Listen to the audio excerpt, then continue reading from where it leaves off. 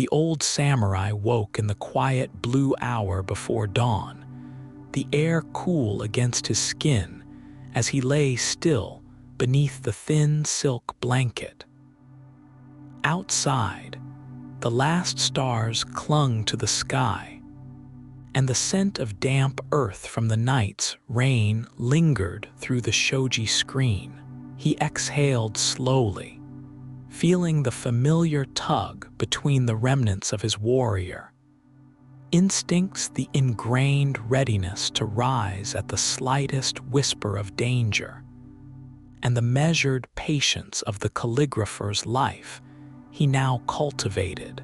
His joints protested as he sat up, the tatami mats beneath him releasing a faint, clean aroma of straw and sun, grounding him in the simplicity of the moment.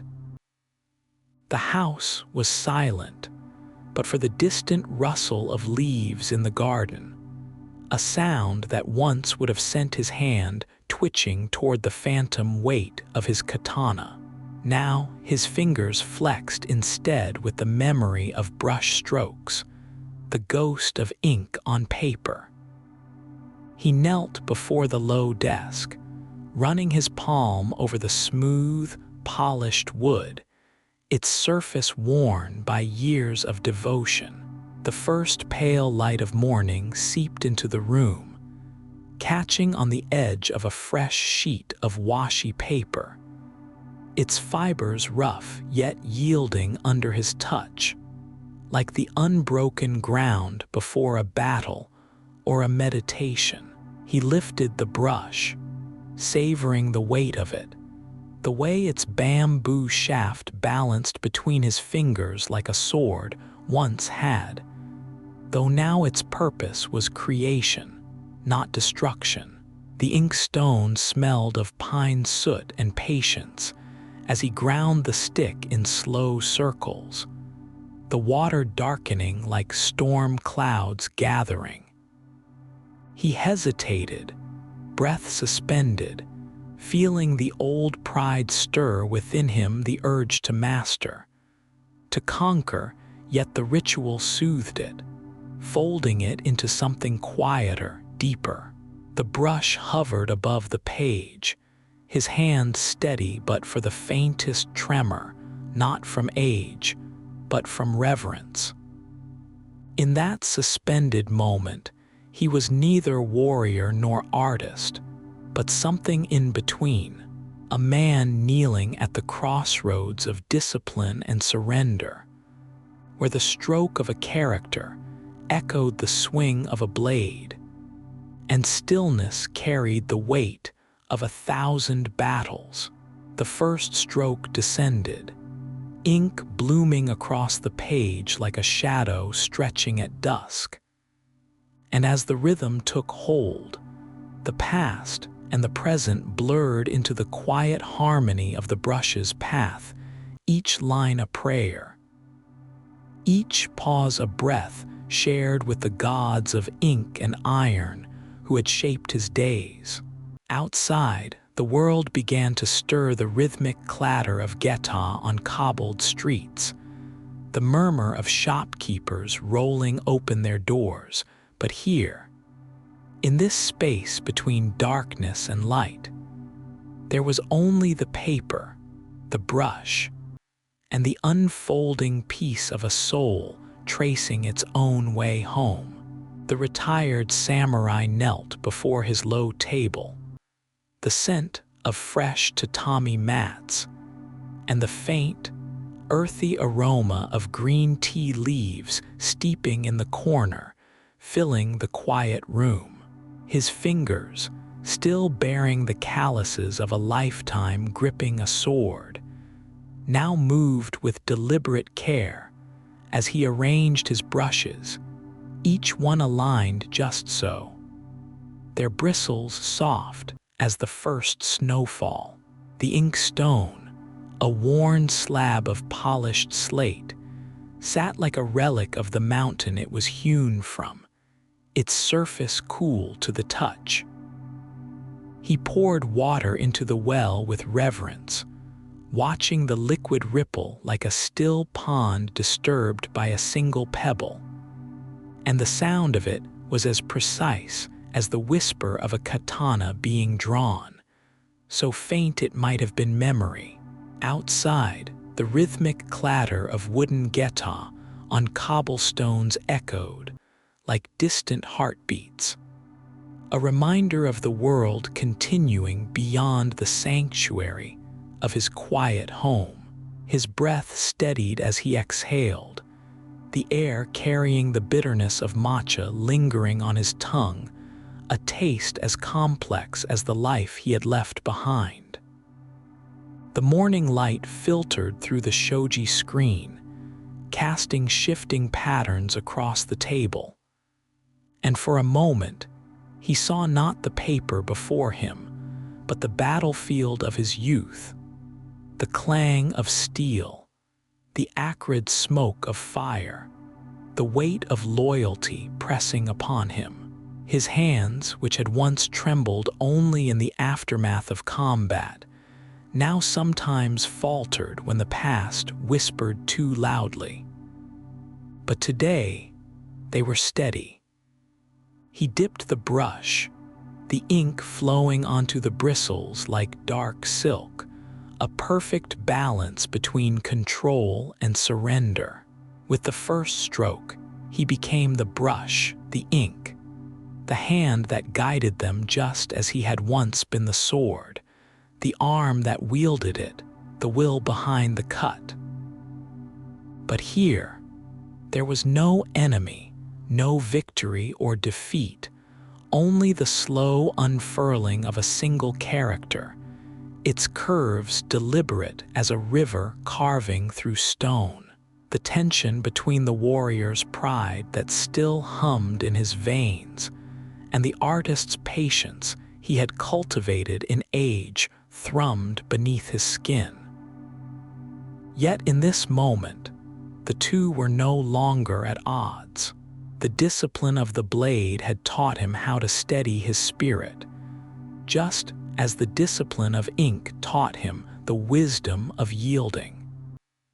The tip of the brush paused mid-stroke, hovering like a crane contemplating flight. A beam of light shifted across the paper, illuminating dust motes dancing in the air fleeting, yet part of an endless cycle. He thought of cherries that would bloom and fall without witness, of swords reforged into plowshares, of old men like him who traded steel for silence. The ink settled, and he resumed, each movement a meditation, a prayer to gods who had long since ceased listening to warriors but still whispered to poets. When the final stroke was complete, he set the brush down and let the silence reclaim the room. For now, in the stillness between breaths, he had found what he sought: not the absence of conflict, but the mastery of peace.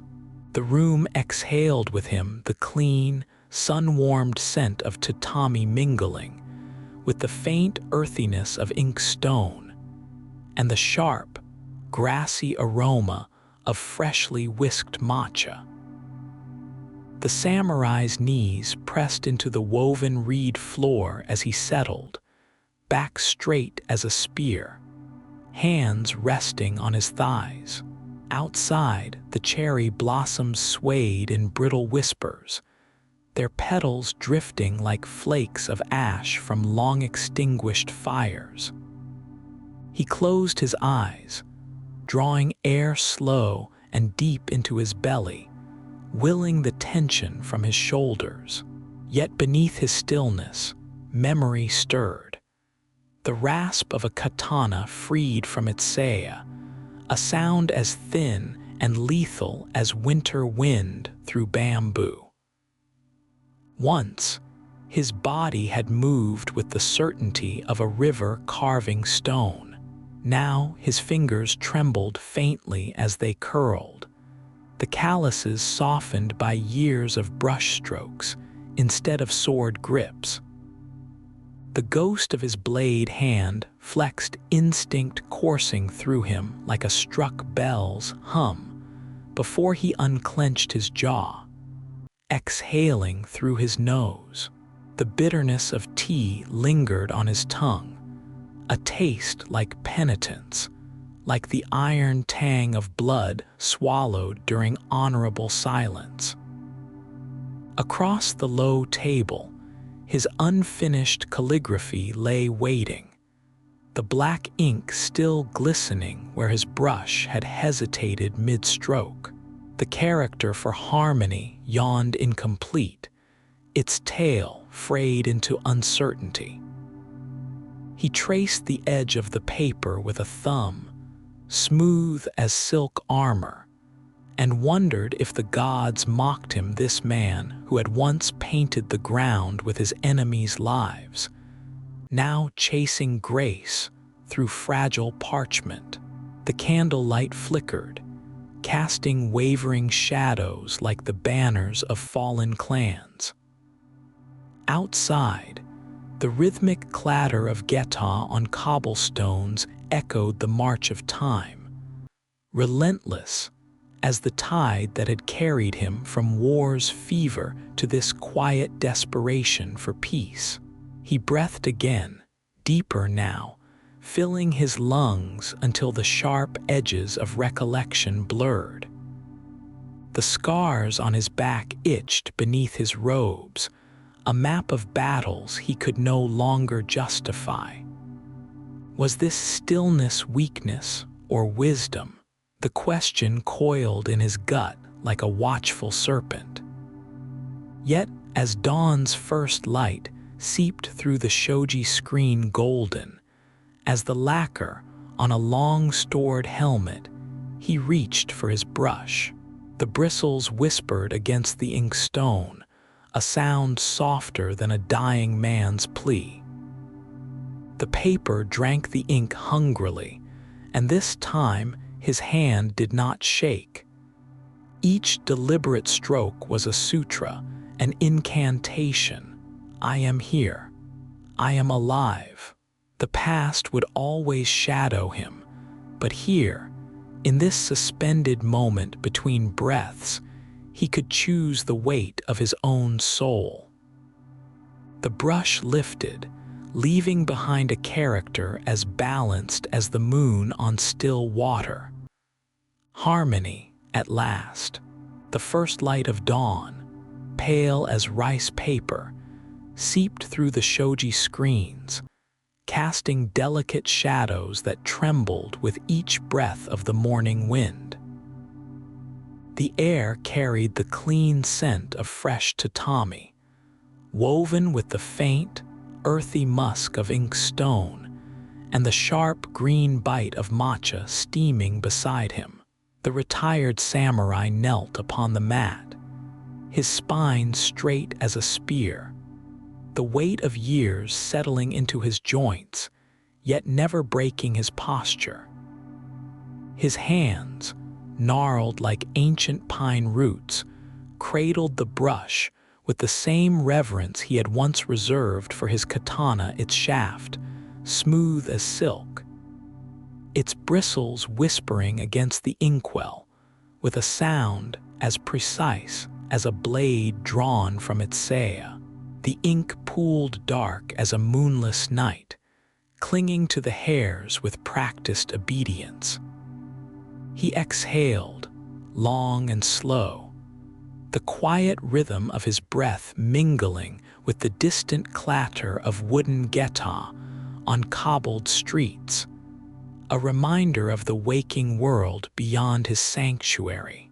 Memories flickered like the candles dying flame, steel meeting steel in the crimson dawn of battle, the acrid tang of blood and sweat, the weight of honor heavier than armor. His fingers tightened imperceptibly around the brush, the ghost of his warrior's pride coiling in his chest like smoke. Yet here now, there was only the paper before him, blank as an unbroken field of snow. The tension hummed in his bones. The urge to conquer, to carve his will into the world, clashed against the quiet mastery of ink and emptiness. His hand hovered, trembling as a leaf caught between wind and earth. One stroke. That was all it took, the balance of a lifetime distilled into a single, deliberate motion. The gods themselves had written the universe with such strokes, had they not? The brush descended, the ink blooming across the page like a black iris unfurling at dawn. The room held its breath. The scent of pine, resin from the polished wood table beneath him, mingled with the faint metallic tang of the ink, sharp and primal. Outside, a sparrow trilled, its song stitching the silence into something whole. He watched the stroke dry, the darkness settling into the fibers, permanent yet fragile. The paper drank it greedily, just as the earth had once drunk the blood of his foes. But this was a different kind of surrender. Here, in the stillness, he was not a warrior, not a servant, not even a man. He was the brush, the ink, the breath between them. The morning light stretched golden across the floor, catching the dust motes that swirled like forgotten spirits. His chest ached with something nameless, not regret, not peace, but the quiet unraveling of a soul learning, at last, to kneel. The tea cooled beside him, its bitterness a mirror to his tongue. He dipped the brush again, and the world narrowed to the balance of ink and intention, to the space where the sword had once been, and the art that had taken its place. The quiet of the morning enveloped him, the tatami mats releasing their crisp, grassy scent beneath his knees as he settled onto the floor. The silence broken only by the distant call of a sparrow and the slow, deliberate scrape of the inkstone against its well. The polished wood of the low table gleamed faintly in the pale light filtering through the shoji screens, cool beneath his fingertips as he adjusted the paper, its smooth surface waiting like an unmarked path. His breath a steady, familiar rhythm fogged the air faintly before him, and he paused, eyes closing, letting the bitterness of the freshly whisked matcha still lingering on his tongue anchor him to the present. For a moment, the shadow of his old life flickered at the edges of his mind. The metallic whisper of a katana sliding free from its saya, the weight of armor pressing against his ribs, the acrid smoke of battlefields long gone. He exhaled, long and slow, feeling the tension in his shoulders dissolve like ink in water. His fingers curled around the brush, the bamboo smooth, familiar an instrument now, not a weapon. The first stroke began with the barest tremor, a hesitation not of uncertainty, but of reverence. The black spread across the page like a river carving its way through stone, deliberate yet yielding. Each movement of his wrist, a silent dialogue between control and surrender. This was not the sharp, decisive cut of a sword, but the patient unfurling of thought, of spirit. The brush hesitated at the turn of a line, the ink pooling momentarily, thick and dark as night, before flowing again, a dance of restraint and release. Outside, the wind stirred the cherry blossoms, their petals trembling like the fragile edges of memory. He had once sought perfection in the clarity of steel, in the swift arc of a blade. Now he sought it here, in the space between breaths, in the quiet meeting of ink and paper. The kanji took shape: Chinese letter, sabai, loneliness, solitude, the beauty of impermanence. A wry smile touched his lips. The irony was not lost on him. He had spent a lifetime mastering the art of conflict, only to find, in these twilight years, that true mastery lay in stillness. The brush lifted, the final stroke suspended in the air, quivering like a leaf about to fall. The scent of pine from the brazier mingled with the damp earthiness of the ink, and for a heartbeat, he was caught between worlds, between the clatter of geta on cobbled streets and the hushed reverence of the temple, between the man he had been and the man he had become. Then, with the softest sigh, the brush met the paper once more, completing the character.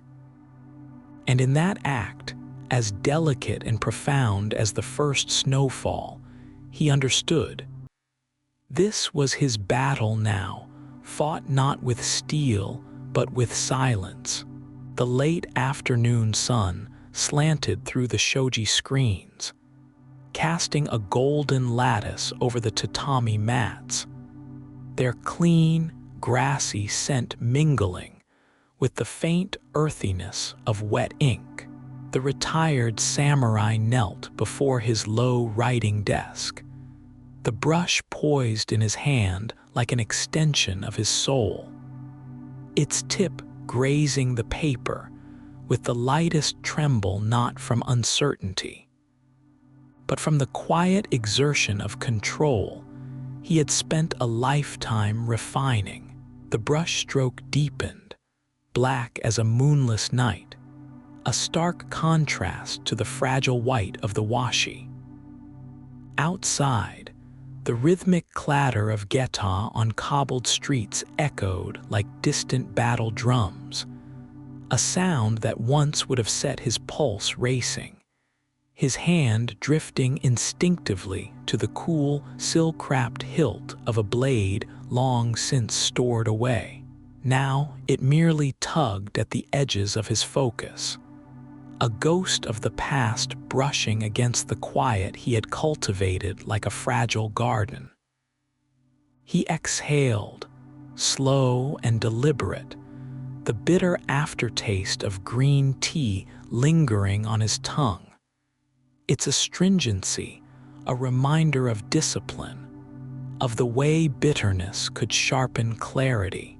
The room hummed with stillness, broken only by the whisper of the brush and the distant cry of a lone crow, a sound that always made him think of fallen comrades, their spirits restless on the wind.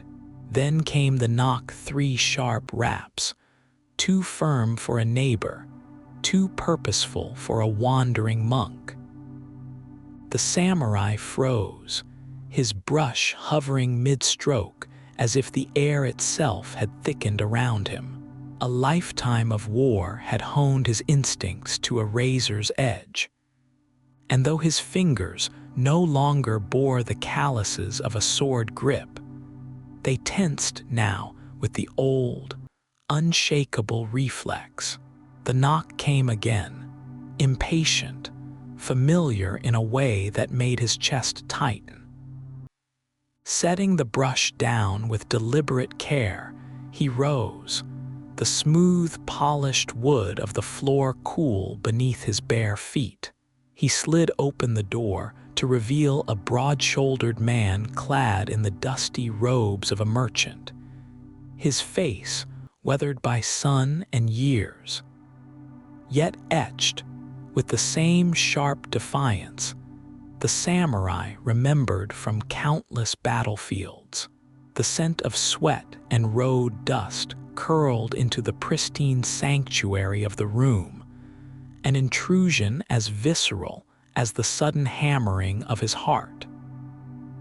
"So this is where you've hidden yourself," the visitor said, his voice roughened by time, but still edged with the old command, "among ink and paper like some court scribe." The samurai forced his shoulders to relax, the ghost of a smile touching his lips, not quite warmth, not quite challenge. Decades ago, those words would have been a provocation, a spark to the tinder of his pride. But he had learned the deeper strength in stillness, in the way a single stroke of ink could carry the weight of eternity. "The world moves on," he replied, stepping aside to allow his old comrade entry. "Some of us with it, others find new battles to fight." As the merchant crossed the threshold, the samurai caught the faintest rasp of steel against lacquered wood, a dagger hidden beneath robes, perhaps, or simply the memory of a katana being drawn, its keen whisper singing through the years.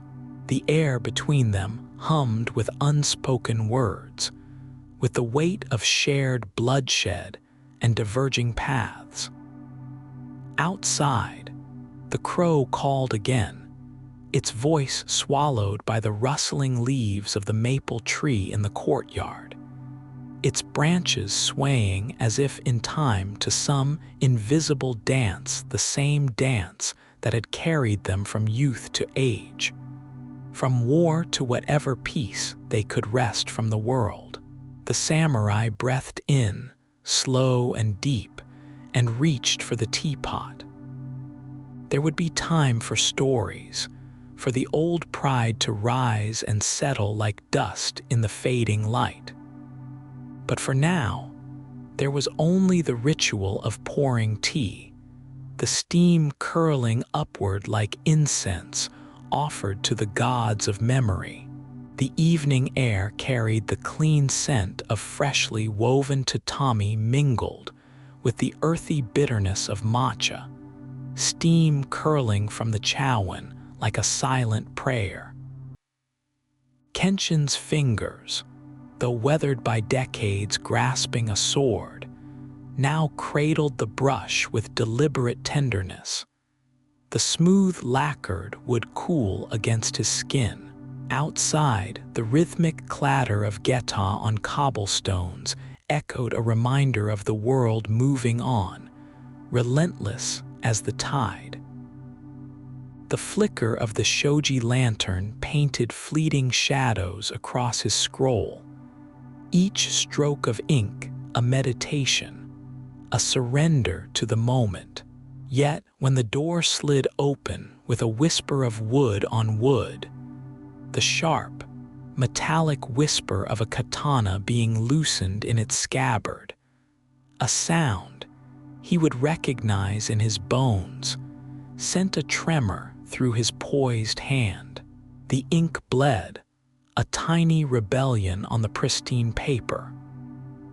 "So this is how the great Kenshin Yusugi spends his twilight," came the graveled voice of Takeshi, his once brother in battle, now standing framed in the doorway, the scent of steel and sweat cutting through the serenity.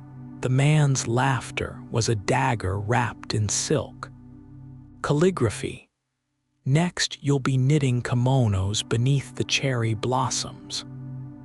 Kenshin exhaled, slow as the setting sun, the weight of his past pressing like a phantom fist around his ribs.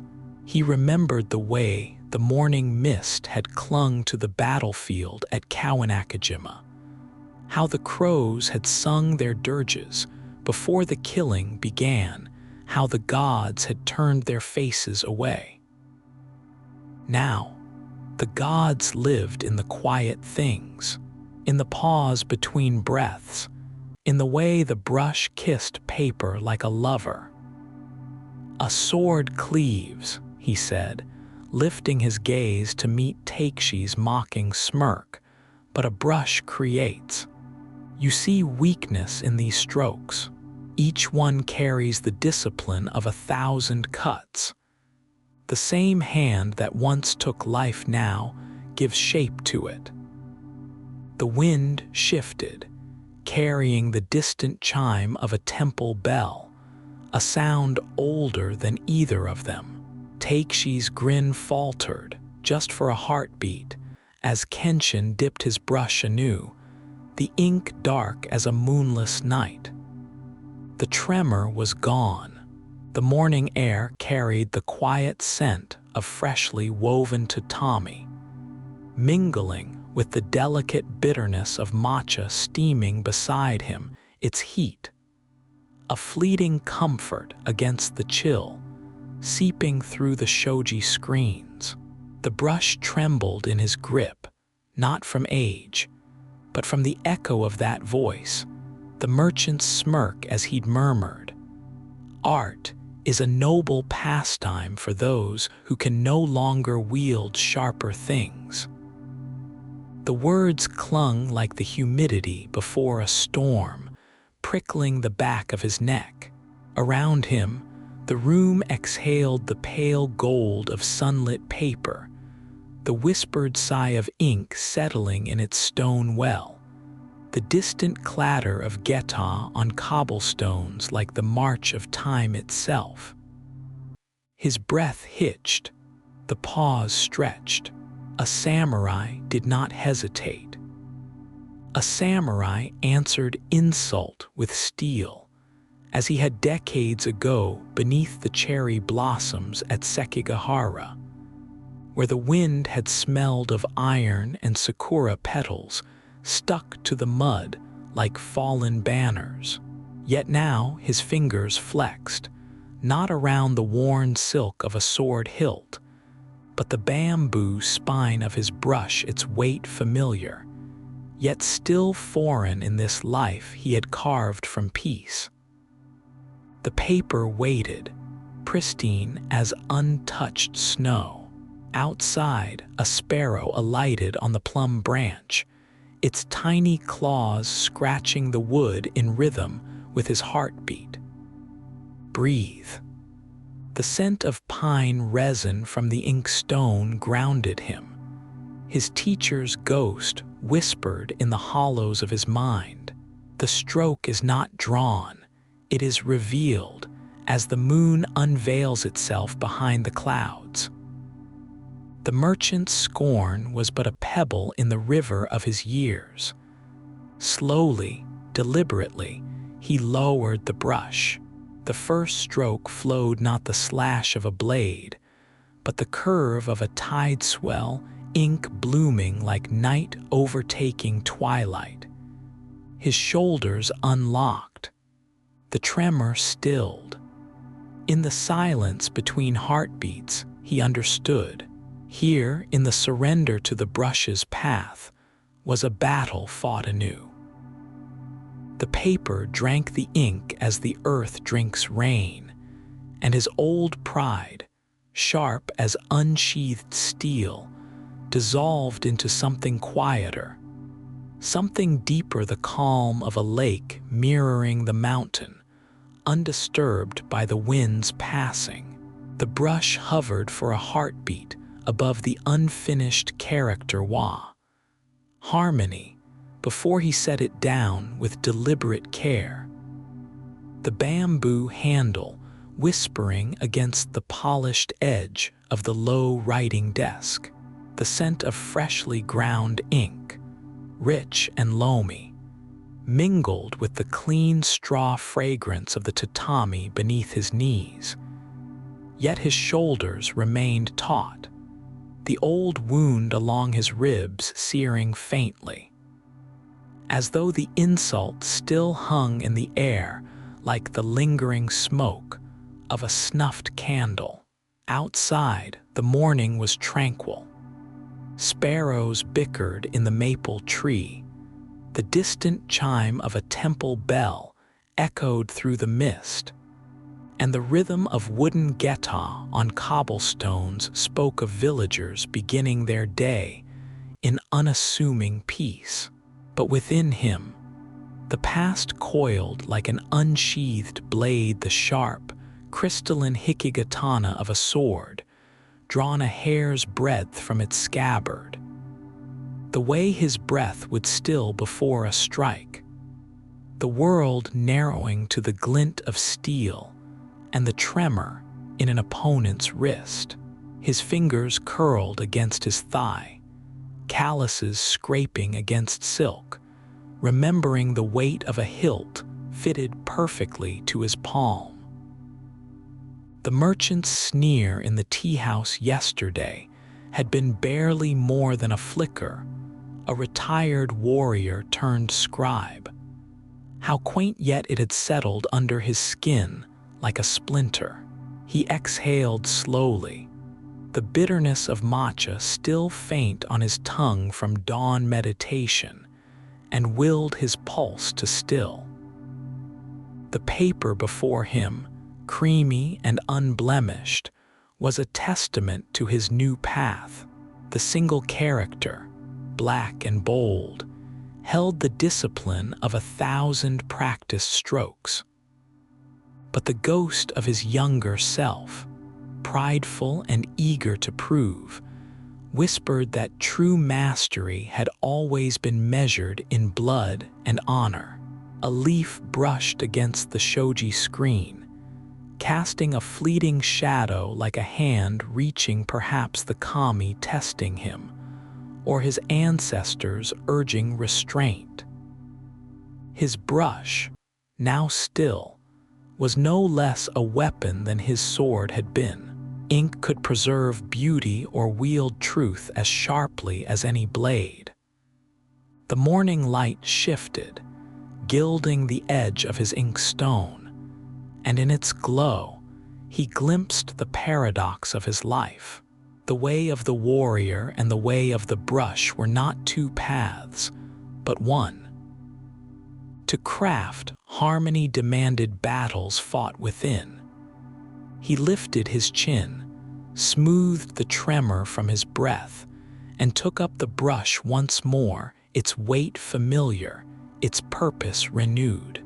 The past would always murmur, but here, in the quiet interplay of ink and paper, he chose the deeper victory, the peace earned not through force, but through the relentless, graceful discipline of letting go. The morning light spilled through the shoji screens like liquid gold, painting the tatami mats in warm, geometric patterns. And with it came the clean, grassy scent of fresh straw mingled with the earthy aroma of inkstone and pine-soot ink.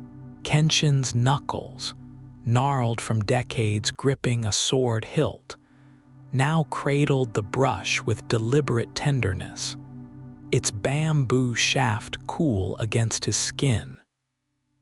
He exhaled slowly, releasing the memory of steel singing from its sheath, the sharp, crystalline whisper that had once been as familiar to him as his own heartbeat. Outside, the rhythmic clatter of geta on cobbled streets echoed like distant war drums, a reminder of the world's relentless march. Yet here, in this quiet room, time pooled like ink in water.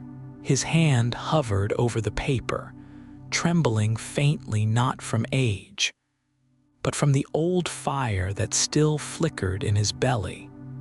The warrior's pride that bristled at slights, real or imagined. A lesser man might have risen, might have sought to settle scores with fists or blade. But Kenshin inhaled the bitter steam of his untouched tea, letting its astringency ground him, and dipped his brush instead. The first stroke was a surrender, and a defiance, both a curve that flowed like a river, deliberate and unbroken. He remembered the way his sword master had once said, "The blade and the brush are one. Both demand your entirety, neither forgive hesitation." How strange that after a lifetime of cutting, he now sought to create. The ink bloomed beneath his touch, black as a moonless night, as profound as the silence between heartbeats. His movements were deliberate, each line a meditation, each pause a reckoning. The paper absorbed his anger, his pride, his lingering restlessness, transmuting them into something fleeting yet eternal art. The scent of damp ink rose like incense, and for a moment, he was no longer an old man in a quiet room, but a bridge between worlds. The warrior who had walked through fire, and the scholar who now traced the paths of cranes in flight. A breeze stirred, carrying the perfume of plum blossoms through the open screen, and with it, the distant chant of monks from the hillside temple, their voices weaving into the hum of the city below. Kenshin's brush halted mid-stroke, suspended between intention and action. He closed his eyes, feeling the weight of the years, the ghosts of battles past, the echoes of men who had fallen beneath his blade. Their faces came unbidden, too vivid in the stillness, and his chest tightened. But then came the answering call of a night heron from the riverbank, a sound so pure it seemed to slice through time itself. His breath steadied.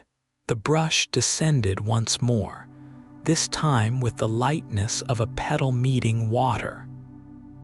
When he finished, the characters stood bold yet graceful upon the page. Mujo, impermanence.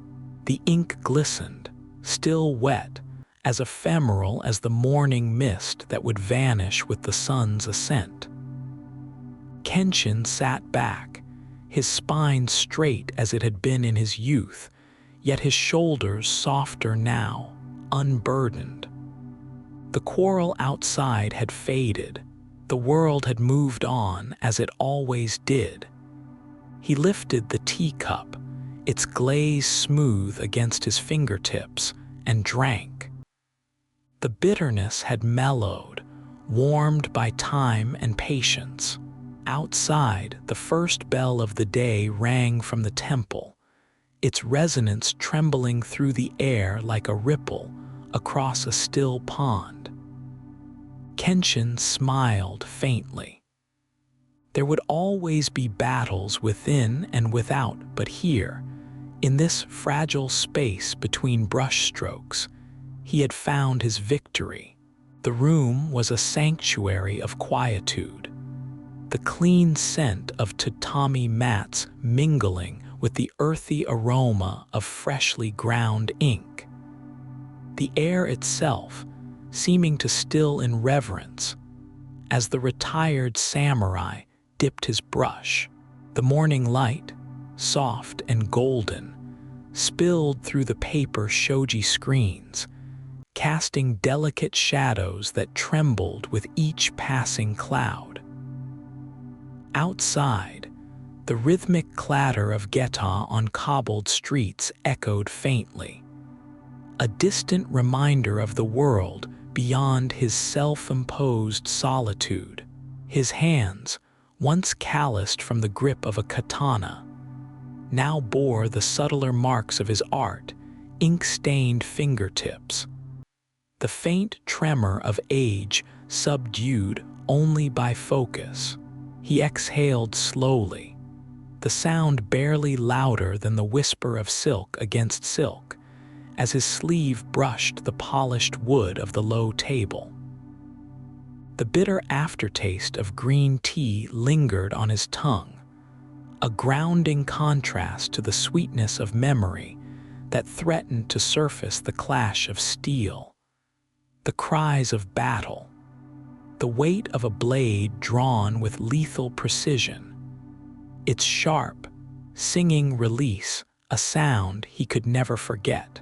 Yet here, in the stillness, there was no need for such violence.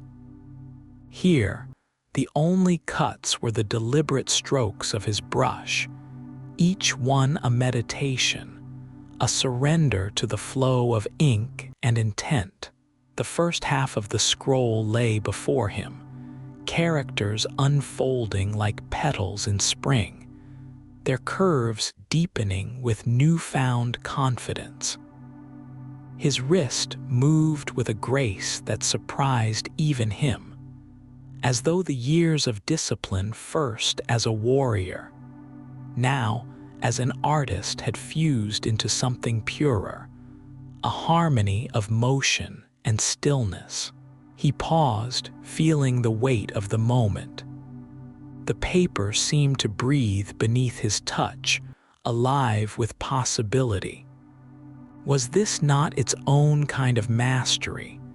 Not the conquest of men, but the conquest of self, the quiet victory of patience over impulse. A faint breeze slipped through the cracked screen, carrying with it the scent of pine from the garden beyond. It stirred the edge of the scroll, and for a heartbeat, he saw not paper, but the banners of old, fluttering above a battlefield long silenced by time. His chest tightened. The warrior in him still stirred, restless, questioning the worth of ink over blood. But then the wind stilled, and the moment passed. He dipped his brush once more, the ink black as night, as endless as the void from which all things emerged. This, too, was a kind of battle, each stroke a step on the path, each character a testament to the balance he sought. The gods themselves had written the universe into being. Who was he to deny the sacred in the act of creation? His breathing steadied, matching the rhythm of his brush. The tip met the paper, and the line flowed smooth, unbroken like a river carving its way through stone. There was peace in this, not the absence of conflict, but the clarity of purpose. The past would always be a shadow at his back, but here, in the communion of ink and intention, he could walk forward, one graceful stroke at a time. The comrade stood motionless in the dimming light of the study, where the scent of fresh ink mingled with the clean, sun-warmed tatami beneath his feet. The samurai's brush moved with the precision of a blade, each stroke deliberate, each pause as measured as the breath before battle. The rustle of mulberry paper whispered beneath the brush's path, a sound as subtle as the unsheathing of a katana in the still of night. The air was weighted with incense, and the faint bitterness of matcha lingering on the tongue, a reminder of the quiet rituals that now filled the samurai's days. The comrade's gaze traced the curve of his friend's spine, straight yet softened by years. The tremor in his left hand, once steady enough to cleave armor, now betraying the weight of time. Shadows stretched long across the polished cedar floor, the dusk painting the room in hues of memory and dust. The samurai's mind wandered even as his hand remained sure. The ink bloomed like spilled blood on paper, and for a fleeting moment, he saw not characters, but the faces of fallen brothers, their voices lost to the wind of Sekigahara. The brush hesitated a heartbeat's pause before he corrected its course, steadying himself with a breath as deep as those he once took before charging into the fray. Pride gnawed at him still, an old wound that refused to scar. Could the gods of war forgive a man who traded steel for silk, who sought solace in the hollow of a teacup instead of the edge of a sword? The question lingered, unspoken, as the setting sun gilded the scroll's edge, a metaphor too obvious to ignore. Day yielding to night, fire to ash, warrior to sage. Across the room, the comrade exhaled slowly, sensing the tension coiled beneath the samurai's stillness. He caught the faintest clatter of geta on the distant street, the rhythm syncopated but persistent, like the heartbeat of the city itself. The quiet between them was not emptiness, but something fuller, a reverence for the unspoken pact they shared. The samurai's artistry was not surrender, but another kind of mastery, his brushstrokes carving paths as indelible as the scars on his hands. The ink dried slowly, each character a pact with the past, a prayer to the kami of ink and paper. And as the last stroke settled, the comrade bowed slightly, not to the man, but to the moment, the fragile, fleeting peace woven between discipline and memory, between the sword and the brush. The room held its breath, suspended in the fragile harmony of a life balanced on the edge of two worlds.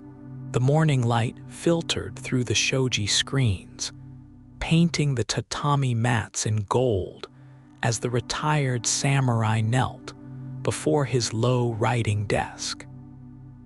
The familiar, clean scent of woven reeds mingled with the sharp aroma of inkstone and the earthy bitterness of freshly whisked matcha beside him, steam curling like distant mountain mist. His hands, once calloused from gripping the hilt of a katana, now stained with ink, hovered over the blank parchment, trembling slightly as the memory of another tremor, decades old, surfaced. The almost imperceptible hiss of steel drawn in the half-light before battle, the way his breath had steadied then, just as it did now. The brush between his fingers felt lighter than a sword, yet its weight was immense. Each stroke demanded the same focus as a duel, the same surrender to the moment where life narrowed to the space between intention and action. Outside, the rhythmic clatter of geta on cobblestones echoed like distant war drums, a reminder of the world marching on, of the streets he once patrolled with armor clinking and eyes sharp for danger. Now, his battles were fought in silence against the resistance of the brush, against the old pride that whispered this is not enough when his lines wavered. He inhaled deeply, the cool air carrying the faintest tang of pine from the garden, and exhaled the tension from his shoulders.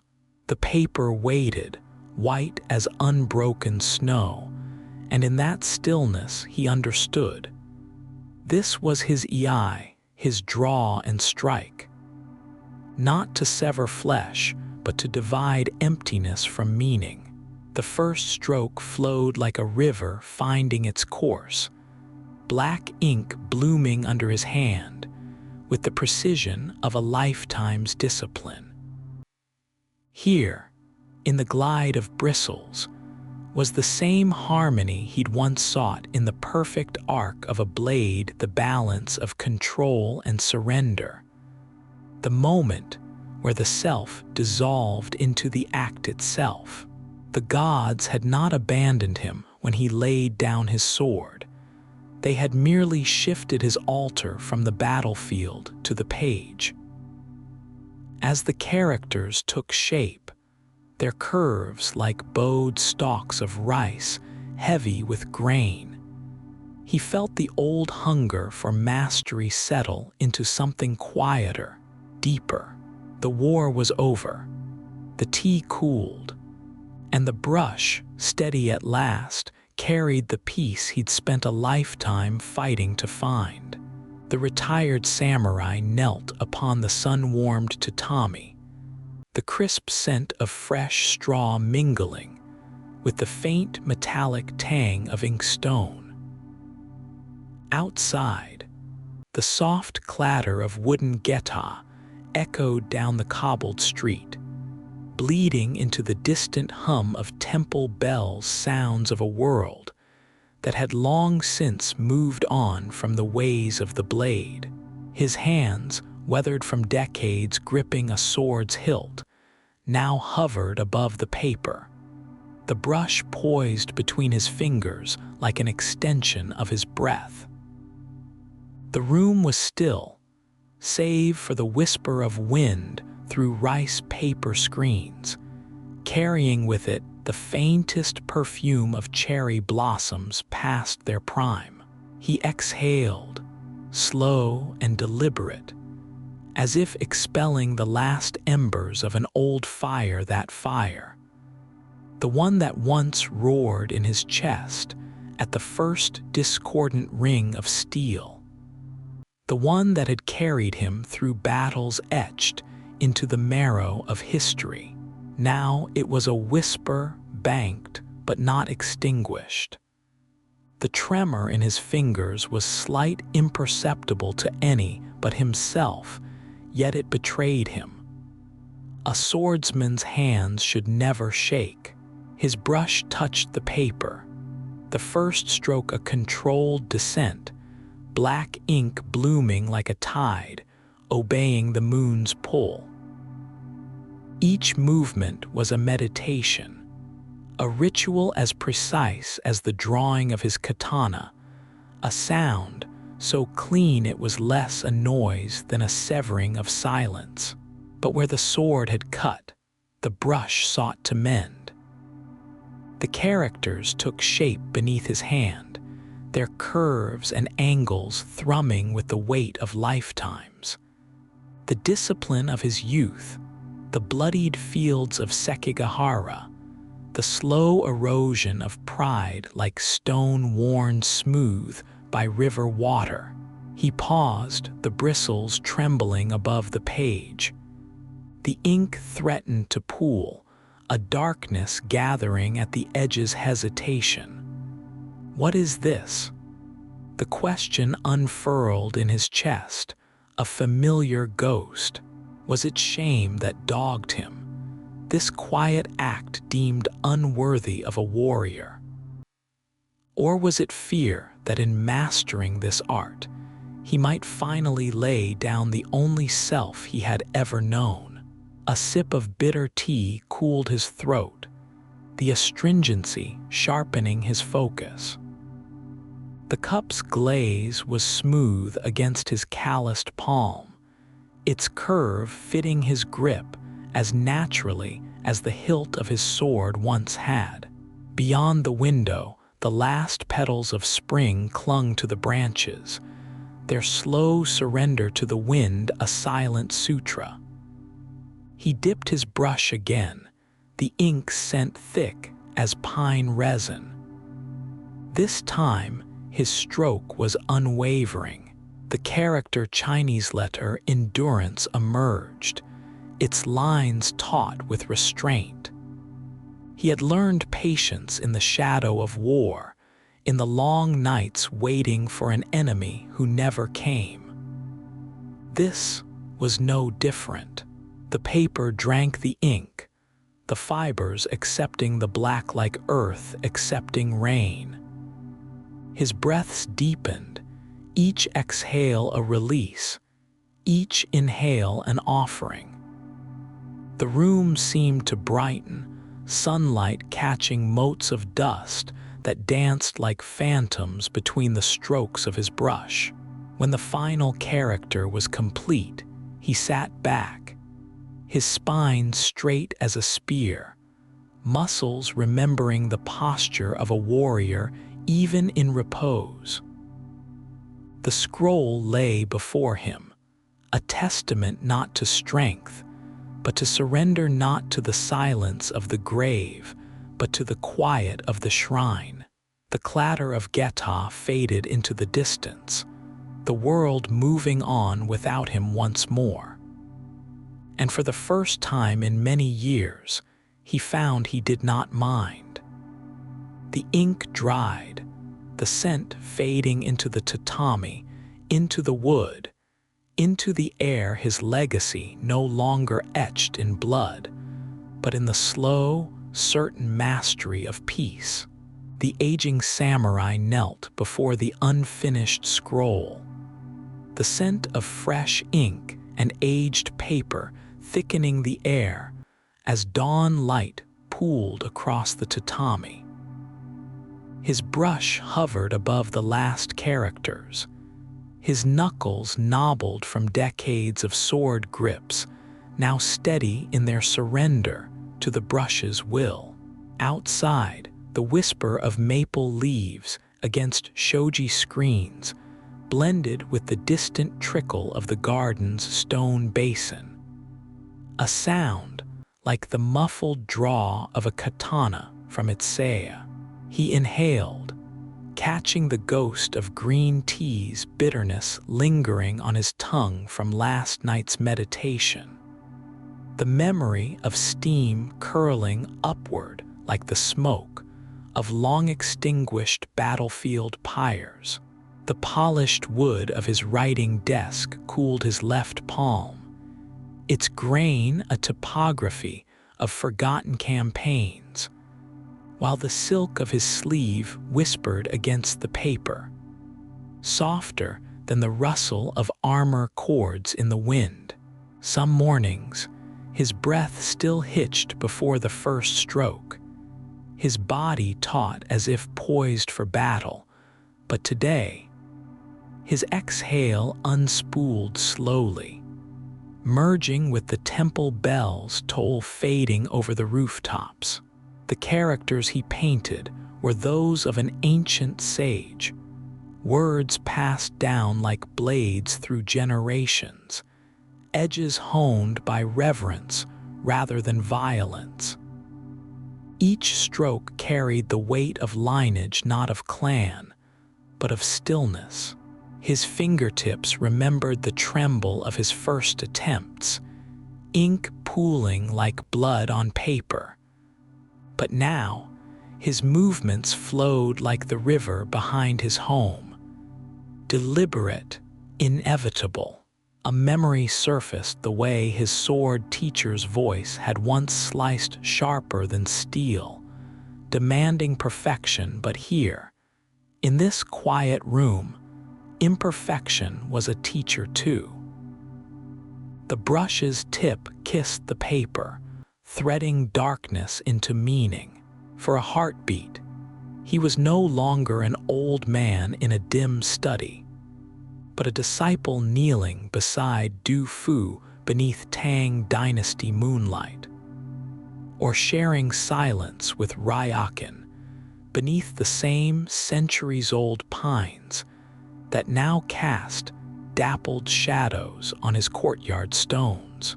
A bead of ink swelled at the brush's belly. He paused, letting it gather like monsoon rain on a lotus leaf before guiding it into the final stroke.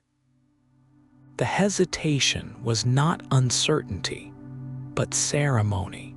Somewhere beyond the walls, a woodpecker tapped at bark in the same rhythm as his heartbeat. The world, he understood, was full of such correspondences. The scratch of bristle against paper mirrored the scuttle of insects in the thatch, the creak of his joints echoing the groaning bamboo in last night's wind. When the stroke was done, He set the brush aside, fingertips tingling as if he'd folded a prayer into the fibers. The morning air carried the damp musk of moss from the garden, and for the first time in years, the scar across his ribs, a souvenir from Sekigahara, did not ache. He closed his eyes. Behind his lids, phantom armies still marched, but their cries grew fainter each season, drowned by the rustle of pages and the weeping of tea kettles. The scroll before him was complete, yet his hands, gnarled as pine roots, remained open upon his knees, empty and full. Mastery, he had learned, was not a destination, but the act of return, to the brush, to the breath, to the quiet that existed before swords, before words, before the first star pierced the twilight. The scent of fresh tatami mats mingled with the earthy aroma of green tea as the retired samurai knelt before his low writing desk. The polished wood cool beneath his palms. The morning light slanted through the paper screens, casting delicate shadows that trembled with each passing breeze. And the rhythmic clatter of geta on the cobbled street outside faded into stillness. His brush hovered above the blank scroll, the ink's rich scent sharp in his nostrils. His breath steady, yet his fingers betrayed him with the faintest tremor, a whisper of the old fire that once guided his sword hand, the memory of steel being drawn, that imperceptible hiss of a katana unsheathed, flickered through his mind like a phantom limb, stirring something primal beneath his practiced calm. He exhaled. The bitterness of tea lingered on his tongue as he willed the tension away. Each stroke of the brush was a meditation, a surrender to the present, yet the ghosts of battles past haunted the margins of his concentration, their weight measured in the pause between heartbeats. Across from him, his comrade, once a brother in arms, now weathered by time, watched in silence, his aged hands folded atop his knees. The man's breath caught as the brush danced, ink flowing like liquid shadow upon the page, weaving characters that seemed to breathe with the elegance of a moonlit duel. There was mastery here, not in the clash of blades, but in the restraint of movement, the discipline of touch. And then, unexpectedly, the comrade bowed low, the silk of his kimono whispering against the tatami. His voice, rough with years and unspoken regrets, broke the stillness. "Forgive me," he murmured, the words heavy with reverence. "I had forgotten true strength was never in the sword alone." The samurai's brush halted mid-stroke, ink pooling like spilled night. For a moment, the past surged forth the cries of battle, the sting of sweat in his eyes, the way the dawn painted the battlefield in shades of cruel gold. Yet here, in the quiet of his retreat, the scent of pine and paper carried the whispers of the gods, of history folded into the cycles of nature. His comrade's apology lingered in the air, fragile as the first frost of autumn, and the samurai felt the weight of the years between them, the wars fought, the lives lost. Slowly he set the brush down, the wood smooth against his calloused fingertips, and nodded. The silence that followed was not empty but full of understanding, of the unspoken bond between warriors who had learned, at last, that peace was not surrender, but another kind of victory. Outside, the wind stirred the cherry blossoms, their petals drifting like unanswered questions, and the samurai closed his eyes, feeling the universe breathe with him. The retired samurai lowered his brush with the same deliberate care with once sheathed his katana, the scent of freshly ground ink mingling with the faint, clean aroma of sun-warmed tatami beneath his knees. Outside, the morning air clung damp to the cobbled streets, perfumed by the earthy bitterness of matcha from the tea house, next door its steam curling like the ghost of long-departed campfires. A child's laughter rattled the silence, followed by the rhythmic clatter of wooden geta in flight, sharp as the sound of a blade loosened from its scabbard. He closed his eyes, exhaling through his nose. Once such sudden noises would have tensed his shoulders, his fingers twitching toward a sword long since surrendered to time.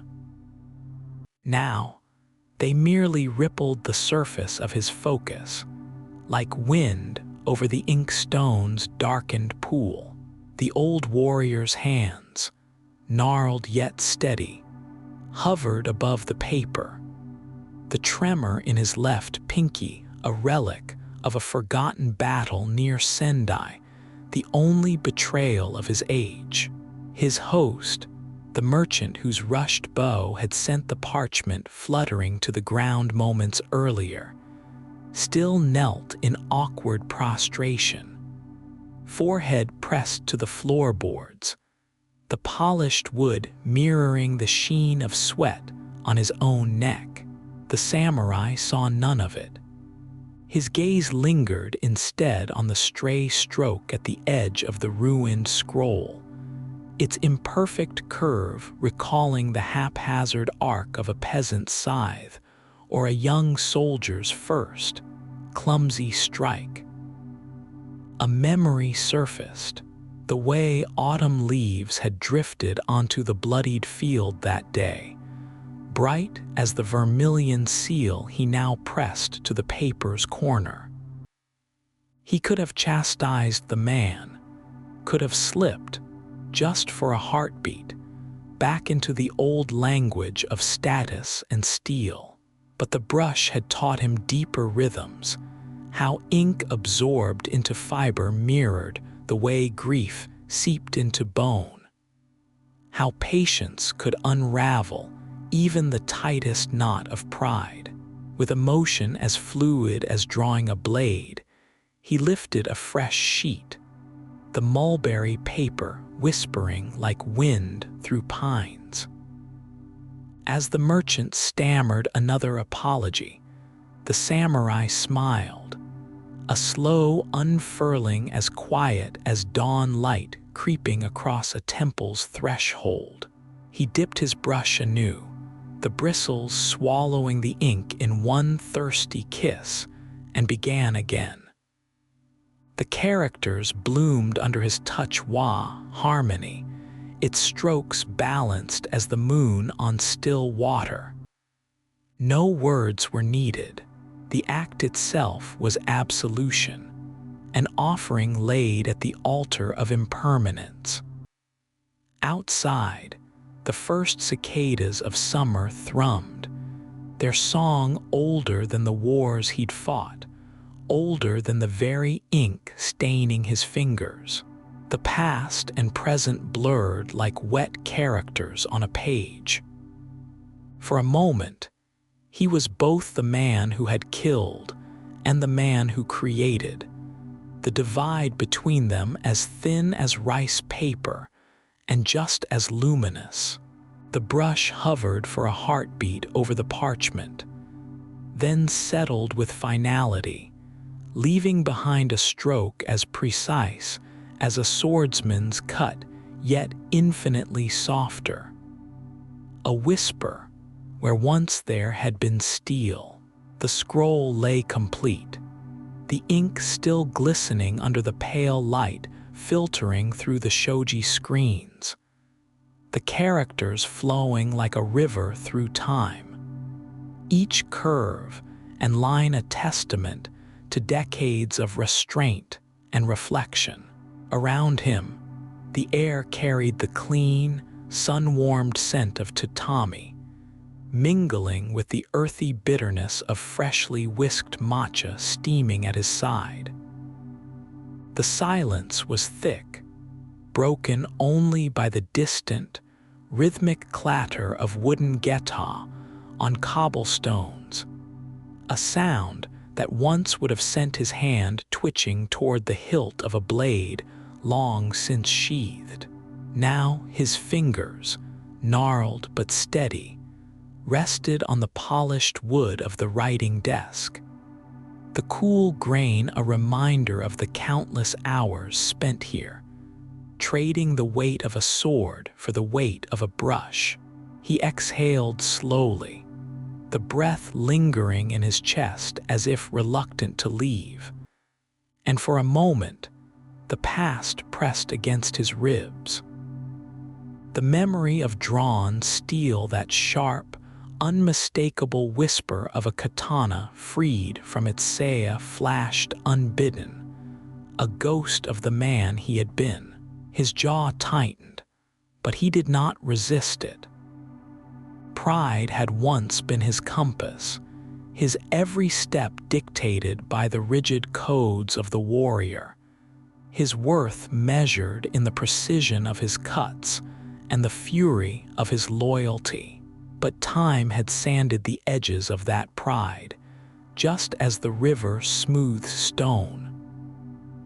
The brush, he had learned, demanded a different kind of discipline, not the suppression of fear, but the surrender to patience, to the slow unfurling of mastery. The light shifted as a cloud passed overhead, casting the room into muted shadow. He watched the ink dry, its darkness fading from wet gloss to a quiet matte. And in that transition, he saw the years of his life, the vibrancy of battle now subdued, yet no less profound. Outside, the wind stirred the maple leaves in the garden, their rustling like the distant echoes of laughter from a festival long ended. He lifted the teacup, the porcelain smooth against his calloused palms, and drank.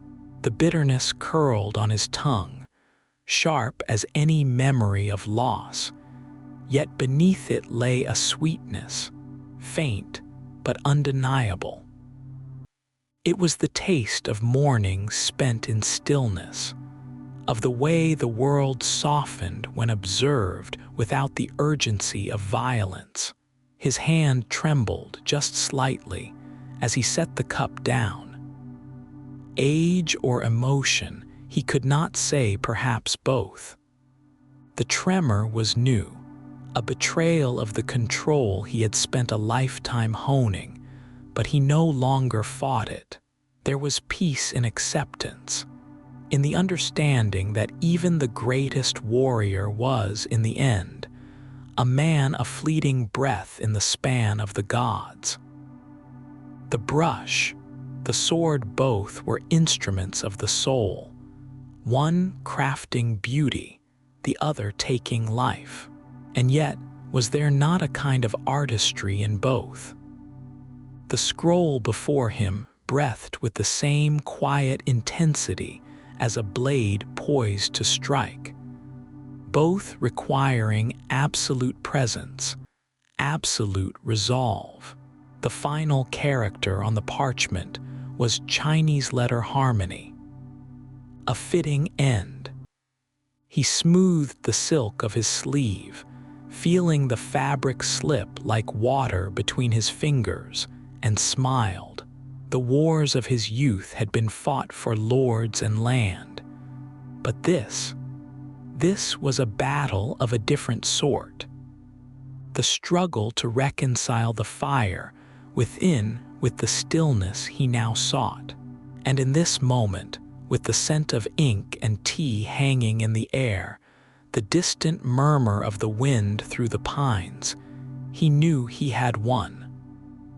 Not with a sword, but with a brush. Not with force, but with grace. The scroll was complete, and so at last was he. The morning sun filtered through the shoji screens, painting the tatami mats in stripes of gold and shadow. As the retired samurai knelt beside the low table, the clean scent of fresh straw mingling with the earthy aroma of steaming green tea, his hands, once swift and deadly with a katana, now cradled the porcelain cup with deliberate care, calloused fingers tracing its rim, as if committing its smooth curve to memory. Across from him, his old comrade sat in silence, the lines of his face deepened by years of battle and the weight of unspoken memories. The stillness between them was punctuated only by the occasional sip of tea, the faint clink of ceramic meeting wood, and the distant cry of a crow outside, a sound that tugged at the samurai's mind like the ghost of a battlefield. The bitterness of the tea lingered on his tongue, a sharp contrast to the sweetness of the morning air, which carried the faint perfume of plum blossoms from the garden beyond.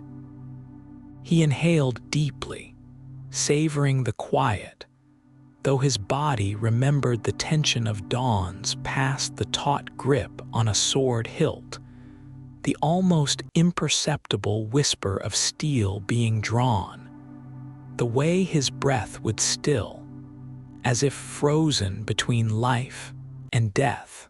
Now his breaths came slower, measured, each one a conscious act of release. Yet sometimes, in the space between heartbeats, he would catch himself listening for the drum of hooves or the clash of armor. His comrade shifted slightly, the rustle of silk against silk breaking the reverie, and the samurai's gaze drifted to the scroll unfurled beside him, his own calligraphy staining the paper with bold, deliberate strokes. The characters seemed to pulse with a life of their own, each line a testament to the discipline he had once reserved for war. He exhaled, watching the steam from his tea curl upward like incense offered to forgotten gods, and wondered if the peace he sought was truly here, in the stillness of ink and paper, or if it lay buried somewhere in the tangled roots of his pride.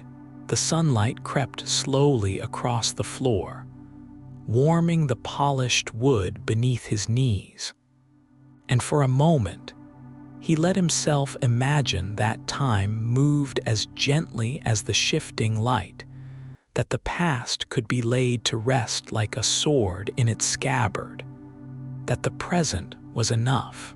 But then his comrade chuckled softly, a sound as rough as worn leather, and the samurai felt the old familiar pull of camaraderie, the unspoken understanding that some bonds were forged in fire and could never truly cool. Outside, the rhythmic clatter of geta on cobbled streets echoed like distant drums, a reminder of the world turning beyond these walls, of seasons cycling and histories being written anew. He lifted his cup once more, feeling the warmth seep into his palms, and in that small, quiet gesture, he found something akin to grace, a fleeting harmony between the warrior he had been and the man he was becoming. The retired samurai knelt upon the tatami, its woven reeds exhaling the clean, sun-dried scent of straw beneath him, a fragrance steeped in simplicity, in harmony with the quiet life he had chosen. The morning light, pale as watered silk, spilled through the shoji screen, painting delicate shadows across the low wooden desk where his inkstone and brush lay waiting. He had once known the sharp, imperceptible whisper of a katana drawn in the dead of night, the metallic scent of blood and rain clinging to his sleeves. But now, the only sound was the distant, rhythmic clatter of geta on cobbled streets, the murmur of a world awakening without urgency. His fingers, still calloused from decades of gripping a sword, hovered above the brush, trembling faintly, as if caught between muscle memory and the unfamiliar grace demanded by ink and paper. He exhaled slowly, the bitterness of matcha still lingering on his tongue from his morning ritual, and the tremor stilled. The air was cool against his skin, carrying the faint, earthy perfume of damp moss from the garden, outside a reminder that autumn's decay would soon give way to the stillness of winter. In this suspended moment, his breath became a bridge between past and present, the measured cadence of meditation mirroring the disciplined footfalls of his old battleground strides. He had once prayed to Hachiman for victory, but now his silent reverence was for the unseen gods of brushstrokes, for the way the ink bloomed across the page like distant mountains emerging from mist. A memory flashed his younger self, standing amidst the carnage of a gray dawn, the weight of his blade an extension of his will yet hear. Now, the weight was different. The brush, lighter than a feather, carried the burden of his soul's unspoken words. Outside, a single maple leaf loosened itself from a branch, drifting past the window in time with his next inhalation. The old fire of his warrior's pride flickered, not in resistance, but in recognition, a slow acceptance that mastery was not merely in the cut of a sword, but in the surrender to each stroke, each breath, each quiet pulse of the unwritten future. The paper before him remained untouched, white as unfinished snow. And in that emptiness, he found a different kind of battleground. One where peace was not the absence of conflict, but the balance between his hands' restless history and the stillness they now sought to create.